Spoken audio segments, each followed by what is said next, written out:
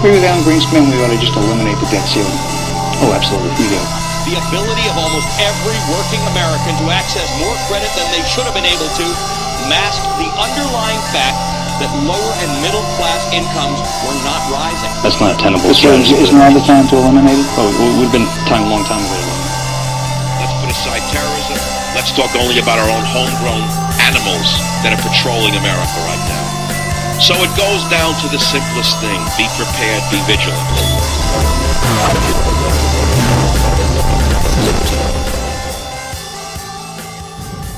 Oh, the middle of the day came hot.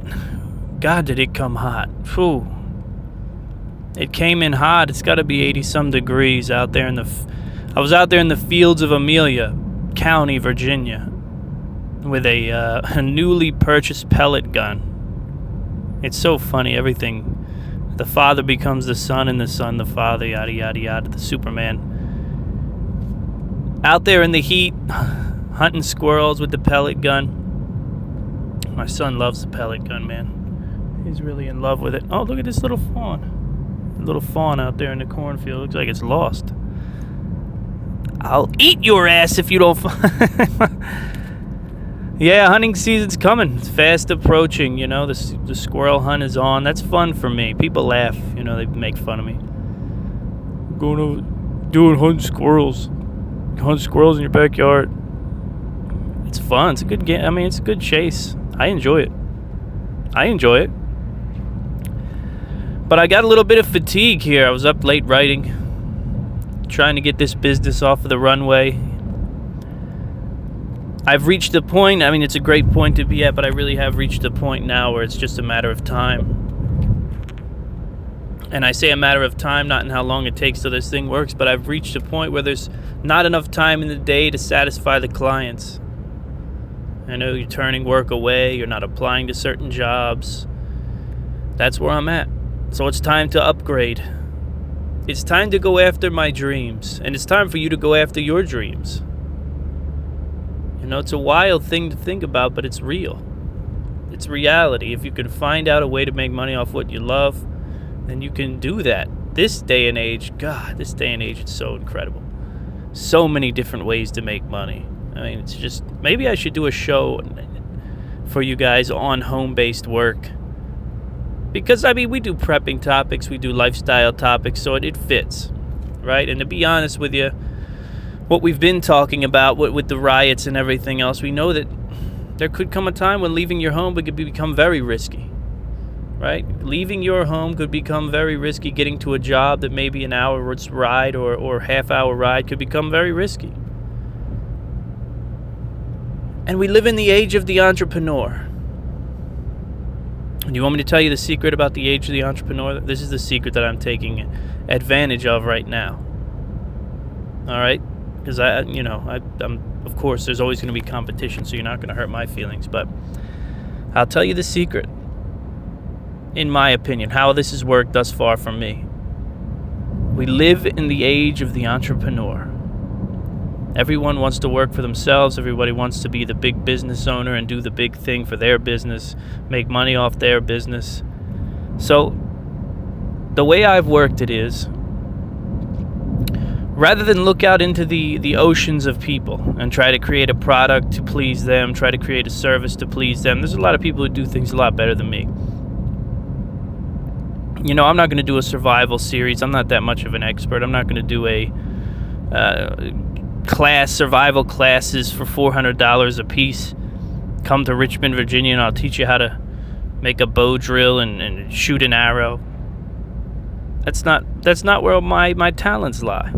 So, what does that mean? Rather than create a service or a product to please the general public, try to go the route with whatever your passion is to service the entrepreneur. That's the secret. The secret of this day and age. Now, that could change. Who knows? Maybe that entrepreneurial spirit dies down. People go back to more steady, stable work. I don't see that happening anytime soon, but service the entrepreneur. If you can figure out a way to provide a service to the entrepreneur, to the entrepreneurial mind, to the entrepreneurial base, There's plenty out there, man. There's so many people out there spending their spare change on a business, trying to get this launched and that launched, and they need help with this and they need consultation on that. If you can provide a decent, respectable rate. Again, you don't want to go too cheap either. You go too cheap, people think they're getting crap, right? If you've made it far along enough in life, you realize that the cheapest isn't always the best. It's not how life works. It's not how quality works. It's not how anything really works. I mean, the easiest isn't always the best either, right? That's why we marry women who don't like us very much. Oh, that's a good one. Yeah, you spend a lot of time hunting down this beautiful woman. You force her to like you. You force her to marry you with all the showerings of gifts and love, and then you spend the rest of your life with this beautiful woman, and you realize, oh man, she doesn't even like me that much. Shoot, damn it. She doesn't even like me that much. I just get to look at this beautiful woman all the time. I never get to touch her, but I can. Oh, that's funny. That's funny. See, I knew if I got on the horn with you guys, I'd come back to life, because I was fading fast. I was fading fast. I got out in the early hours. I had a great shot on a squirrel. He was down at the base of a tree. He rolled up on a log right next to me, and I got him in my scope. And I shot, and I missed. I can't believe I missed him. He was so close, but somehow I missed. I had him lined up, right in I was aiming right for his ear hole, for God's sakes, and I missed him. And, from then on, I did a lot of walking and a lot of scaring squirrels. Got hot, the weather kicked up, got up to about 80 degrees, and the woods went dead. The woods died. They went quiet. And then I said, all right, let's call it a day. Let's go do the rest of this thing. I got a lot of stuff to do today, but okay. Enough of the meanderings. We need to talk about the killer of this week's killer. The shooting in Washington at the mall. What is going to happen this holiday season? What are you going to do this holiday season is what I'm interested in. Is Amazon going to have the biggest year of its life? Is Alibaba going to have the biggest year of its career since its inception?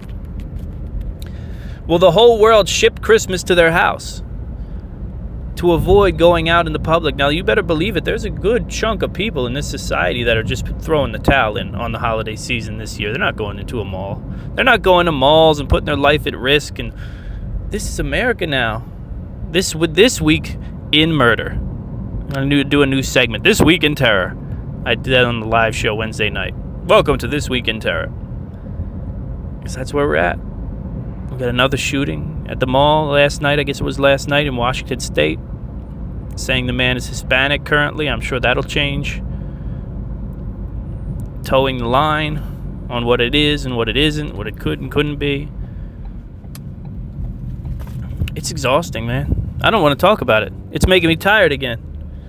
I was hitting a high road with you guys there for a second. This talk about active shooters is killing me. So maybe we'll talk about the book. Maybe we'll talk about the book. The prescient book. The e-book. The 30-page, 40... I shouldn't even call it a book. It's not necessarily going to be a book. It really is a user's manual. It's a training manual for the American public. I realized businesses saw this about a year and a half ago. They realized, we need to train our employees on this. They need to understand how to survive in our workplace if something like this were to happen. But now, this is training for Americans. That's what this is. I've said it before, I'll say it again. What was the training the training manual for society? Just think about it. After all these years, right? Mom and dad raised you. How'd they raise you? What'd they raise you on? Where did they get their compass from? Where did they figure out how to survive in this society and what to train the children on, and what to teach them to do, and what was good and what was not good? It was the Bible.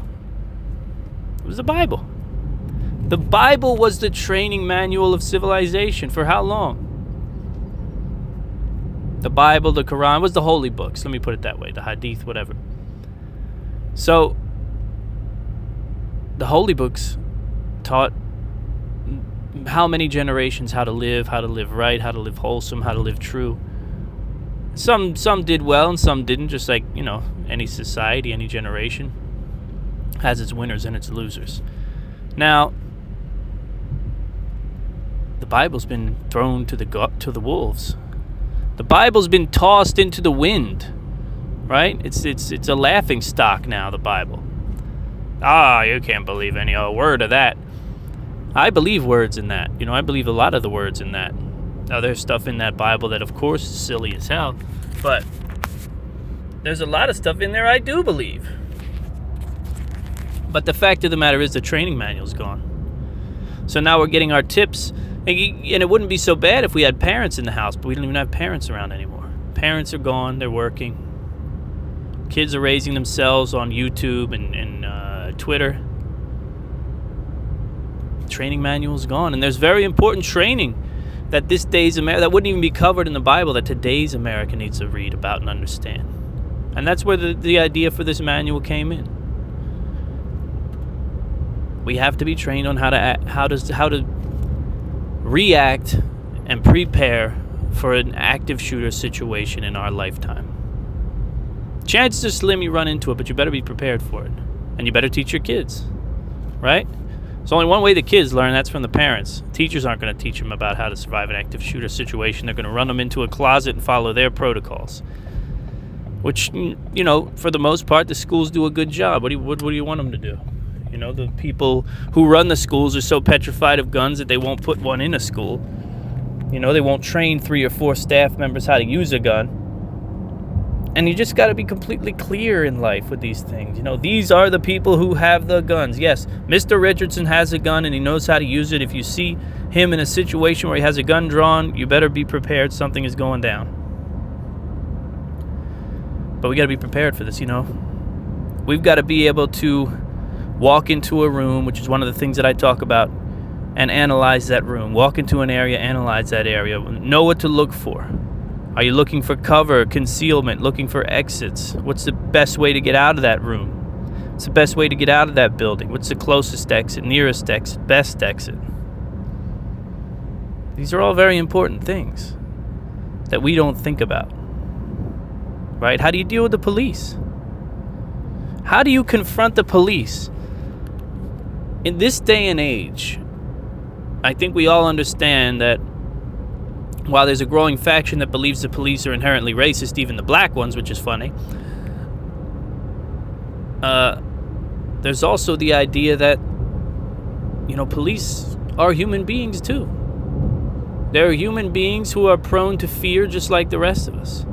And when we get in a situation like that, a high-tension situation, do you know how to interact with police when they bust a door in?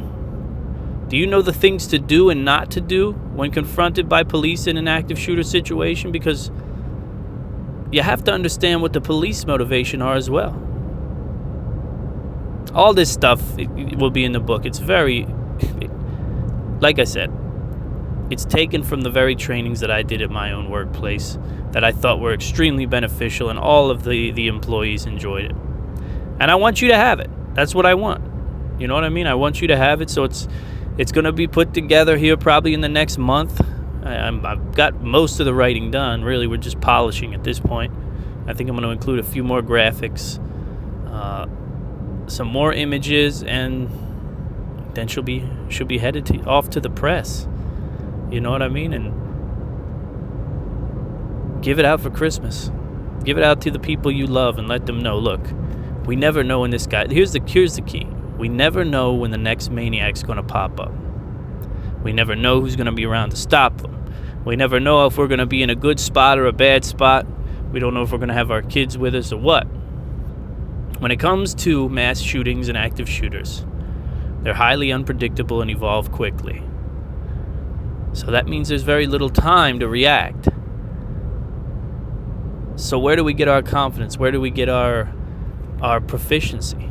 It's in understanding your options at all times and preparing for a situation like this and being prepared with a plan at all times. Now, this doesn't mean you have to be neurotic. You have to be prepared to figure out, where am I going to run? Can I run? Can I not run? Where am I going to hide? Can I hide? All right. I cannot run. I cannot hide. I must fight for my life. And how's that work? What's the most efficient way to do that? All that stuff will be included in the book. I don't want to sell you anything. I'm not here trying to be a salesman. Hey, it's Saturday afternoon. Welcome to the I Am Liberty show.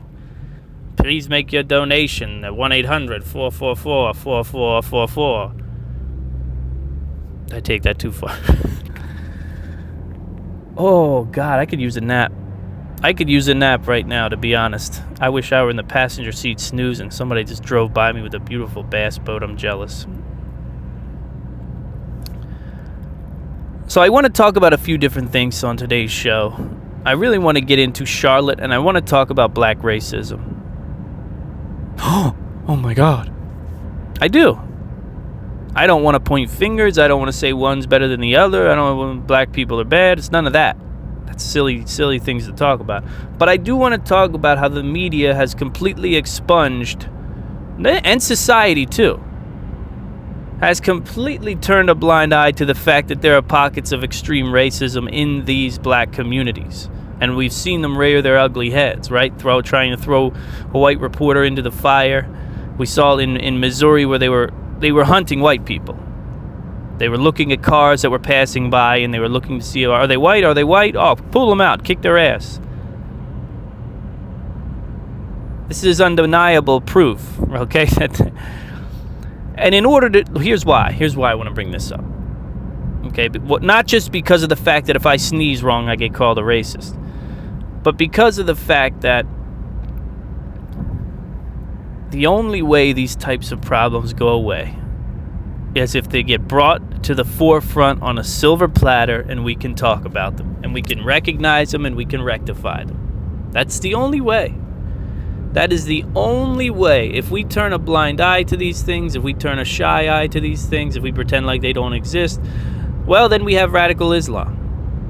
That's what radical Islam is. That's a product of the government turning a blind eye to reality, not wanting to own up to what they have to do, not wanting to do the right thing, and, hiding the truth. Hiding the truth. And I don't want to do that with anything. Anything that's going to run society head to head into one another. Let's get it out on the table and let's get it taken care of.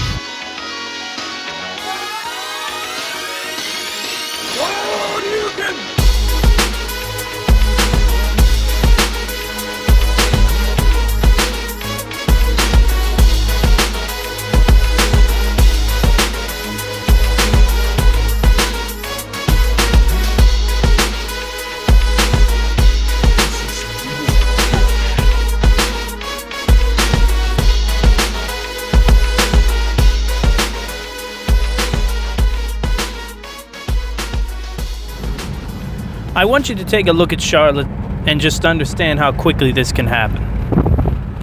You know, on my last show, I talked about how things can change very rapidly, but you're still going to have to pay the bills. You're still going to have to do what you have to do, unless you're one of these people who are lucky enough to not have to worry about bills and things like that. But what's the takeaway from Charlotte? God, there's a big takeaway. Did you not get the news yet today that there are troops in Charlotte guarding businesses today? Now, of course, the situation has many sides, a many-sided situation that we have to look at and we have to analyze. And I'll talk about the situation later, okay? That's not something I want to get into at this very moment. I want you to wrap your head around the fact that there are troops guarding businesses in Charlotte, North Carolina. And these troops just came. They just came. You know, this was something that happened very quickly. Overnight, essentially, right? Overnight, these troops were told, all right, this is what you have to do. You have to take care of the problem here. And they were brought on board to do just that, and now they're operating on American soil, right? And whether you agree or disagree with what happened in Charlotte is, when I talk about this point, it is a bit irrelevant, okay? Just so you understand where I'm coming from. It's a bit irrelevant, honestly. I mean, we're talking about a situation now where it's gotten so bad so fast. We're talking 2-3 days here. 2-3 days, it's gotten so bad so fast that we have people soldiers operating in this nation. And you always hear a lot of hoopla about it. You know, this couldn't happen. This would never happen in America. But how easy would it be for this to happen? How easy would it be to trigger some sort of a situation in our country where the troops are called in, right? Where the troops are then summoned in to protect business. It's funny how they're there to protect business too, right? Not people, but business. Much more important. This is a big deal. It's akin to what happened after the Boston bombing, right? It's akin to what happened with Katrina. Anytime you see a situation like this, you got to note it down. You got to put it down on your notepad and say, oh my God, it can go like this. Oh my God, it can happen this fast, this quickly, all of a sudden, out of nowhere. Now all of a sudden, wow, here we are with troops on American soil trying to keep the peace. And it's just not a situation we want to be in. Not in the least. Not in the least, folks. It's a scary thing. It's a dangerous thing. And all it takes is one wrong move by a police officer in your town. That's all this takes today. All this takes is one wrong move by a police officer in your town. And then all of a sudden, here we are. In this new and crazy world. We're in this new and crazy world where all of a sudden things are gone haywire. Things have gone absolutely haywire. What do we do? The question is, what do we do? How do we stop it? How do we stop the madness? With the shootings and the killings, it's a very frightening thing. But it's reality. You've got to wrap your head around the reality.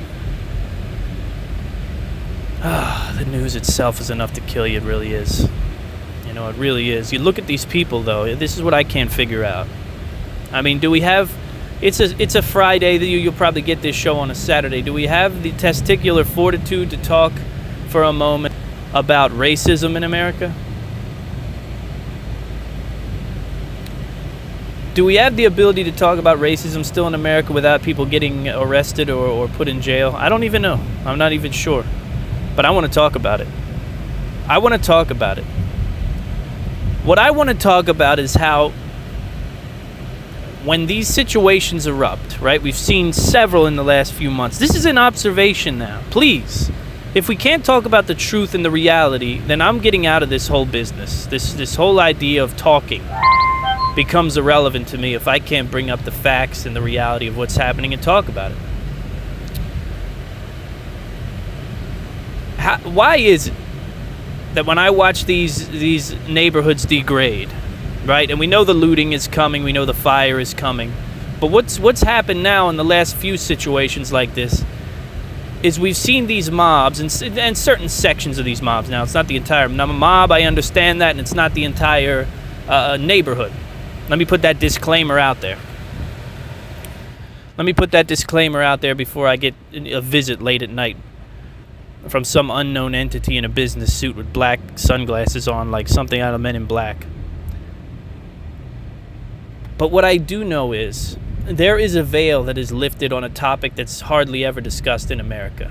And whether or not guilt has gotten to us or not, the veil is lifted on black racism, right? We hear a lot about white racism. We hear a lot about the bad things that white people do, have done, did, didn't do, should have done, shouldn't have done. Institutions put together. And we hear a lot about white racism. But we don't really hear a lot about black racism. Why is that? Why is that? I mean, if you're going to live in a world, and this is how the world gets better. The world gets better by being open and honest about topics. That's it. There's one way, there's one clear path. There's no getting around it. You don't hide topics. You don't lie. Obviously, you don't lie. Lying has got us where we are today. You don't hide from topics. That's what's got us with radical Islam, right?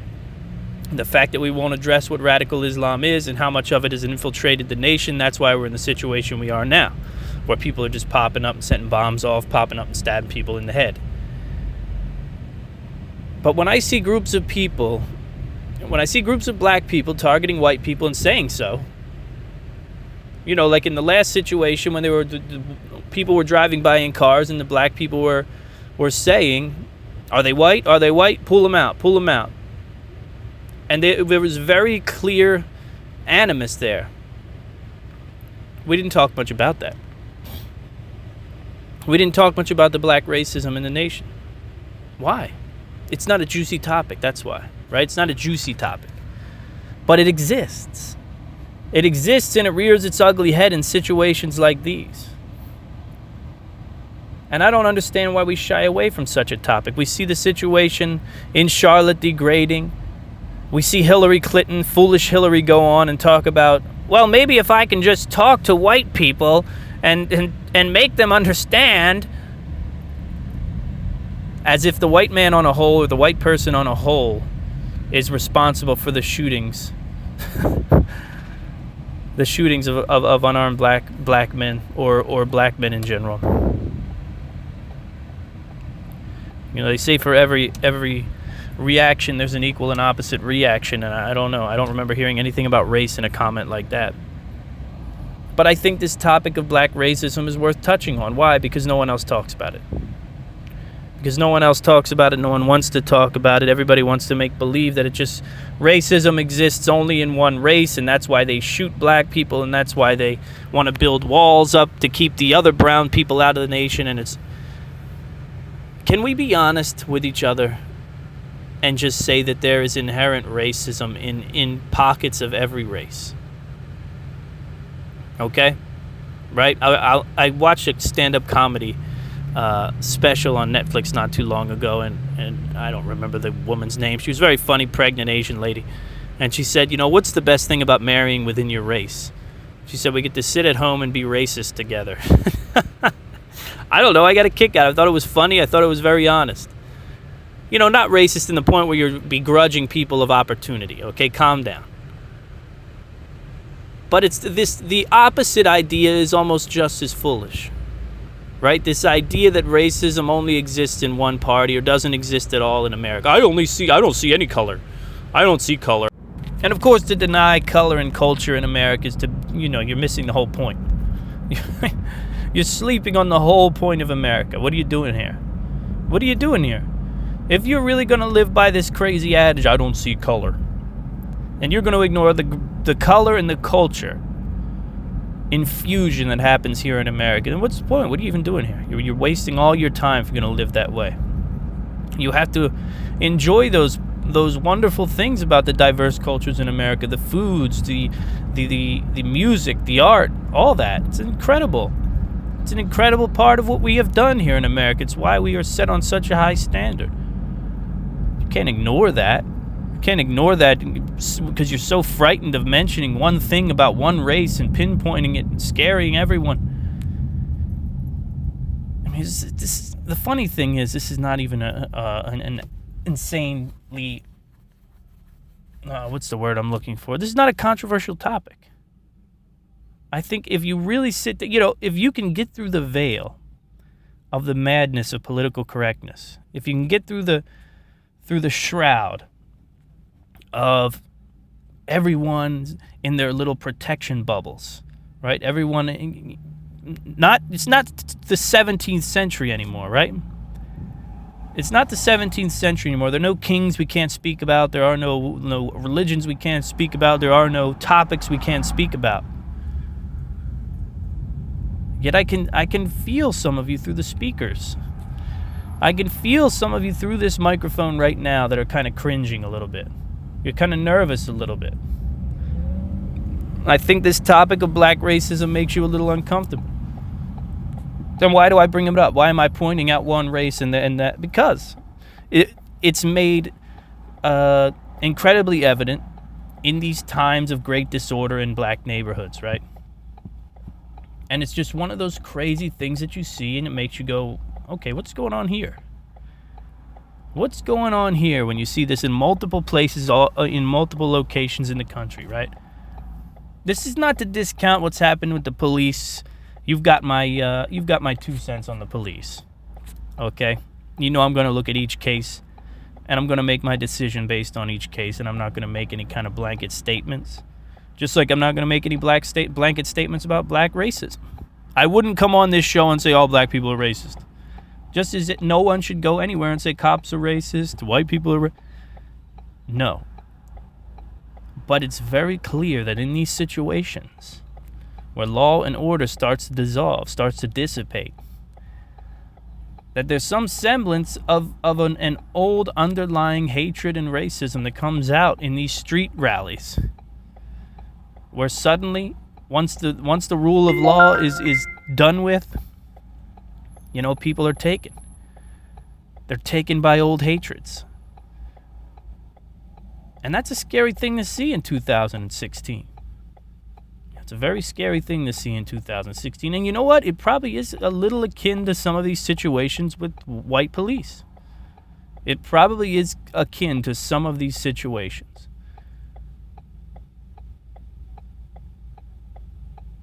But that doesn't mean we can't talk about it. I mean, the idea of racism in another minority is... like I said, I can feel you cringing. Jimbo, what are you doing? It's a dangerous topic. It's not a dangerous topic. What's dangerous about it? What's dangerous about it? Tell me what's dangerous about discussing a reality. And if it's dangerous to discuss a reality, I mean, did you not see the tapes or hear the words when the blacks were calling for and analyzing the cops, or the cars rather, that drove by on the streets of Missouri, asking whether or not there were white people in the cars. If there were, we should get them. If there weren't, then let them pass. What is that? Should we just not even talk about it? Because no one really talked about it. They put the audio clip up, and no, I don't know about that. Things are a little crazy there in Missouri. But they didn't discuss the core topic, right? The fact that it exists, that black racism does exist. In these communities, we've seen it. It's not to say that everyone, but it is to say that when nobody's looking, these things tend to come out. These scary and crazy behaviors, these old hatreds start to come out. And that's worth talking about, right? So we can get a clear picture of what the world really is. Now, when I was 12 years old, I knew this. When I was 11 years old, whenever I first learned about slavery, I said, wow. We sat down, we learned about the atrocities of slavery, right? As in-depth as they went in my school in 6th grade or whatever. And it automatically stuck with me. I immediately understood the hatred. I said, oh, okay, well, of course. I mean, if anyone's going to be angry at another race or hold racist feelings towards another race, it would have to be the race that had been enslaved and chained. This is the race that had been, spat upon and made to follow different rules and go to different bathrooms and sit on different places on different buses. Then, of course, they harbor some sort of hatred towards the ruling class, as we're so-called. But, and maybe old hatreds die hard. I'm not sure. I don't look back into my past like that. But I think it's very clear that this is something that exists and it's just never talked about. Just hardly ever talked about. But even that young, I understood this. So the idea that it's somehow controversial, somehow, makes people cringe a little bit because you attribute... anytime you attribute something negative to a minority group, people get all uncomfortable. But we can't hide this stuff. We can't shield ourselves from the reality. We have to talk about the truth. We have to talk about reality. And the more we talk about it, the better we'll be. It's that simple. The better we'll be. I'm not doing a show about how to improve race relations, how to fix racism in communities, because this is how these things happen. When you have sweeping initiatives like that, we're going to stop racism, then you automatically, and I've talked about this, you automatically have a group of people that bristle at it and work against it. You automatically have martyrdom. So it's one of these things that you just talk about. You joke about, you bring it up, you point it out when it happens, and then you move on. And when I see these things happening, I see these riots popping up in cities all over America, whether or not they're just or unjust, well, then we have to be aware. We have to be aware what happens when the lights go out and what's possible and what could happen.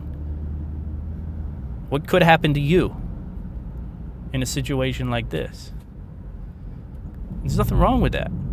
Don't be afraid of that. We should never be afraid of talking about the truth. It's an insane concept in America right now that we have to beat around the bush.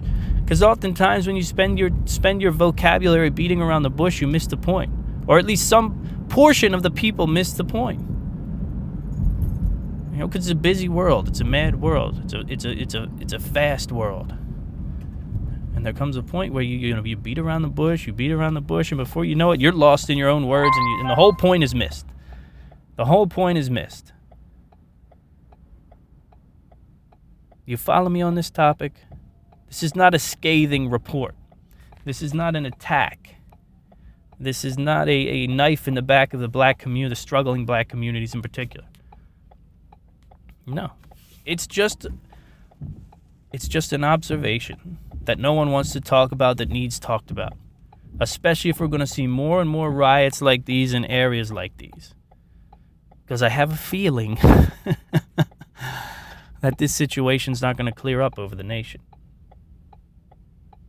And it's like I've been telling you for months, no matter who gets in, there's going to be some serious backlash, no matter who gets into office. You know? And we have to be aware of that. So that's my tirade, okay? That's my report, that's my whatever, however you want to call it. That's my monologue, I don't know. You take an observation and you dissect it a bit and you come to the conclusion that we can talk about anything in America, and we should talk about everything in America because we have the right to talk about anything in America. And I can't walk around and be afraid of certain topics because they attribute negative qualities to a minority group. It exists. We've seen it. We've seen people beaten. We've seen people kicked. We've seen people tossed into fires. And to make believe that this doesn't exist is a silly thing. It's not to be accusatory of any individual. It's not to be accusatory of an entire race. But it is very much to mention the fact that, look, racism exists in the human condition. It's not just an epidemic in white people. You hear this all the time, white racism, Does it exist? Sure it exists. You better believe it exists. See, I can talk about this from a place of, it's like I said, I've spent more working hours with black people than anybody. I mean, I've spent more working hours of my life with black people than most white people. I've just always been with them, always been working with them, been friends with them. I know the diversity that exists in the black race, in and of itself, the diversity. You know, the diversity within a race is something that we don't even talk about because diversity amongst races is much more important to some people. But I've talked to people about racism within the black race. You know, black people I've talked to. Listen, it's inherent. It's inherent. What can we do? We can look to be better. It's like a sin. It's like a sin people commit, you know, and in most cases, in 99% of cases, nobody's going out doing things to affect people in a negative way. But there's some level of racism in a lot of what people do. So what does that mean? That means we talk about it. The greatest moments are when you can talk about it. And when you can talk about it between the races. You know, if a white man could talk to a black man about racism in both cultures, now that's power. You know, that's power. I've had those conversations. I've laughed about crazy grandfathers and, nasty racist uncles with black friends who have same situations in their family. And that's power. Right, because that's two races, two members of two different races taking a look at the past and shaking their head and understanding that, God, what an old line of thinking, what a crazy thing. And here we sit side by side, working side by side, getting things done for the better good. And there's no nuclear bomb going off. There's no end of society. People are marrying, black and white and Mexican, and everyone's intermingling and marrying. And look, We're still waking up. We're still going to work. We're still doing everything we thought we would. And when you can have those conversations, man, that's powerful. That's reality. Reality smacks you in the face. There's no magic there. There's no magic. Nothing terrifying is going to happen if the races interbreed. There's no... Oh, man. I've said it before and I'll say it again, okay? These topics need discussed, but really, guys, we make it way too hard on ourselves. We make this life is a simple thing. You just have to be nice to people. You just have to be nice to people and protect your family. You have to be able to make good judgment and good decisions based on what? Well, it has to be based on the facts. That's it. And the facts shouldn't hurt people's feelings. And if they do hurt people's feelings, then they should fix the facts. They should change the way they're doing business. Right? They should change the way they're living their lives. It's a long podcast. I don't think I need to wax lyrical anymore. We're going to cut this one off, okay? It was a good couple of powerful topics. I like that. I really do like that. And I hope I didn't make you too uncomfortable. And I hope that I pushed you to understand that nothing is off limits. Every topic is fair game, and that's how we grow as a society.